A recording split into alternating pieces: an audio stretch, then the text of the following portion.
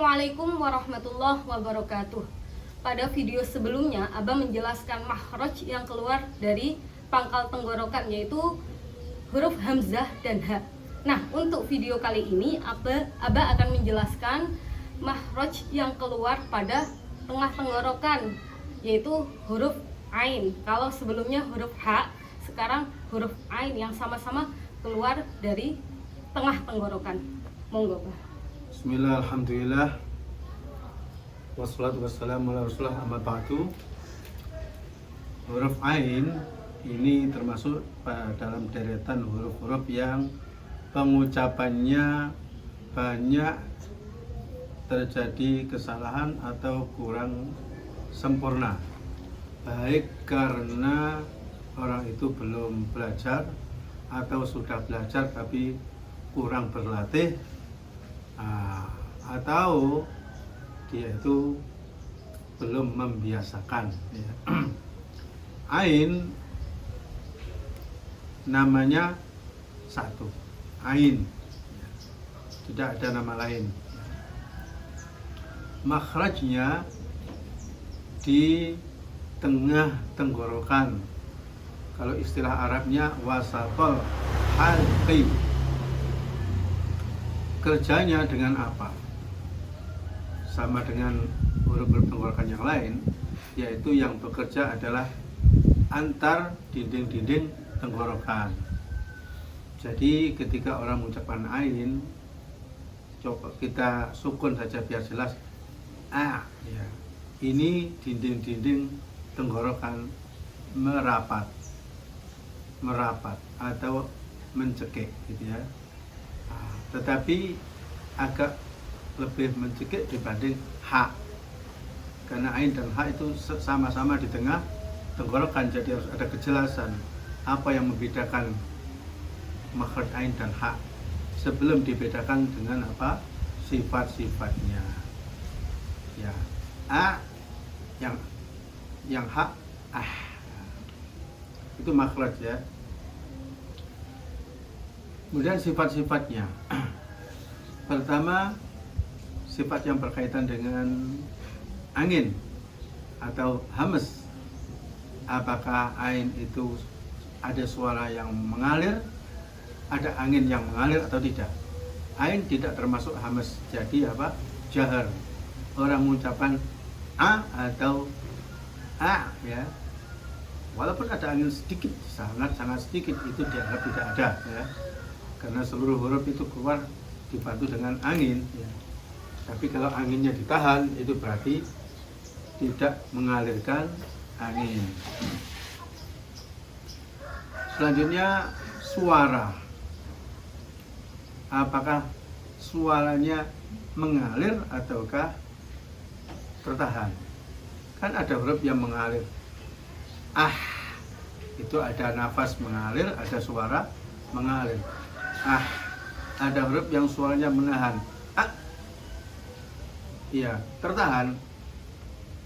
Nah, ain ini diantara mengalir dan menahan. Istilah ilmu tajwid itu tawassut, tengah-tengah antara mengalirkan suara dengan menahan suara. Penjelasannya begini, ya. Kalau kita mengucapkan huruf yang anginnya mengalir, umpamanya kita gerakkan tangan kita, ha, ya, dari sini sampai sini, fa, af, dari sini sampai sini. Nah, untuk yang tengah-tengah itu separuhnya bukan pula tapi apa, ya. Termasuk kawan-kawan daripada ain yang sifatnya tawassut seperti lam, an, seperti nun, an. Ini mengambil separuh mengalirnya huruf-huruf yang punya sifat suara mengalir. Dan ini sangat-sangat perlu diperhatikan, ya. Jangan sampai orang mengucapkan ain itu mana tamani tata alaikum fa'datu alaihi mislimak tata alaikum wattaqullaha wa'lamu, ya. Ini kan tertahan semuanya. Sifat berikutnya yaitu tipis, istilah tajwidnya adalah istifal, pangkal lidah menurun. Sudah saya jelaskan sebelumnya bahkan bahwa ya standar tipis itu suara huruf itu tidak berbunyi o tapi berbunyi a apabila fathah. Ain itu a. Ini tidak termasuk sifat yang harus dijaga karena apa? Walaupun dibiarkan orang tidak akan mengucapkan ain itu o ya. Tidak dikhawatirkan keliru tebal. Selanjutnya sifat yang keempat yaitu tentang pojok lidah. Apakah pojok lidah itu melekat ke langit-langit atau tidak melekat? Ya. Melekat ke langit-langit. Kalau yang melekat ke langit-langit kan seperti top, up, low. Pojok lidah melekat. Melekatnya tidak asal melekat ke langit-langit.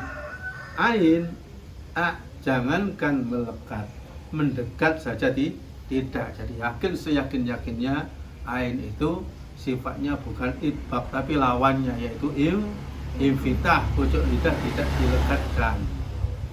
Kemudian sifat yang kelima yaitu sifat yang berkaitan dengan perjalanan huruf dari makhrajnya ke sampai huruf itu terucapkan. Itu jauh ataukah dekat, atau lambat ataukah cepat, ya. Ya, jadi ain itu termasuk huruf yang jauh, yang lambat, ya, yang tidak cepat keluarnya. Yang bisa merasakan begini-begini dia ahlinya, ya, orang-orang Arab atau guru-guru ahli tajwid. Yang orang-orang pemula-pemula itu tidak bisa merasakan huruf ini mudah atau sulit, ya. Sifat huruf ain hanya 5 itu. Apa tadi? Pertama yaitu jahar, nafas tertahan. Yang kedua tawassut, suara sedang antara mengalir dengan menahan. Kemudian yang ketiga yaitu istifal, tipis tidak tebal, ya. Kemudian yang keempat pojok lidah tidak melekat. Yang kelima perjalanan huruf dianggap agak jauh sehingga dianggap huruf yang kurang lancar. Itu gimana? Ya, saya ingin bertanya, kesalahan apa yang biasa terjadi ketika orang mengucapkan huruf ain? Ini penting sekali orang bertanya seperti itu, ya. Kadang-kadang setelah diterangkan panjang lebar, terus seorang guru tidak bisa fokus memperhatikan orang yang membaca. Ini apakah kalau saya mendengarkan orang mengucapkan ain itu saya perhatikan anginnya, atau saya perhatikan tebal tipisnya, atau saya perhatikan apa dan apa, atau makhrajnya, ya. Bagi saya, untuk guru supaya bisa memperhatikan dengan tepat, ya, ketika orang mengucapkan ain itu apanya? Pertama makhrajnya. Karena apa? Tidak sekedar diduga, tapi sudah sangat-sangat banyak orang mengucapkan ain dibaca, diucapkan persis dengan hamzah. Umpamanya a'udzubillah, bacanya apa? A'udzubillah. Umpamanya an'amta, dibaca an'amta, ya. Ini kesalahan apa namanya? Kesalahan makhraj, ya. Makhraj karena apa? Menyerupai makhrajnya hamzah. Kesalahan yang kedua yang perlu diperhatikan adalah sifat tawassut.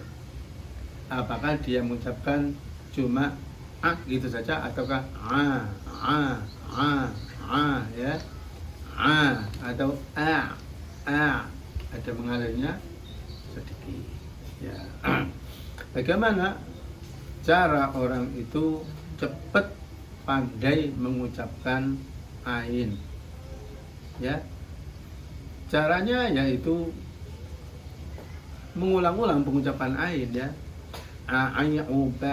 a'uba, a'uba. Ada cara lain yaitu ain didekatkan dengan hamzah.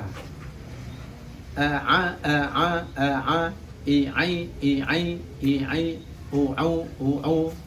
Lebih baik lagi kalau didatangkan kalimat-kalimat yang ada hamzah ada ain berdampingan dengan hamzah, seperti siratal ladzina an'amta, a'udzu billah. Itu bisa dikumpulkan, dicari dalam ayat-ayat Al-Quran, dicari di mana ada kalimat, ada hamzah dan ain berdekatan. Dalam Al-Quran ada kalimat-kalimat yang selalu menjadi kebiasaan orang itu salah. Umpamanya kata-kata amin dengan amin, ada dua-duanya ya. Nasihun amin, ya salah, mestinya nasihun apa? Amin. Ya.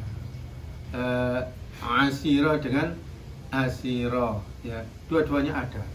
Kalau orang menghafal Quran tidak hati-hati, maka akan sering tertukar. Sekarang mau saya beri contoh latihan untuk ain. Pertama cukup ai'uba, an ain aun.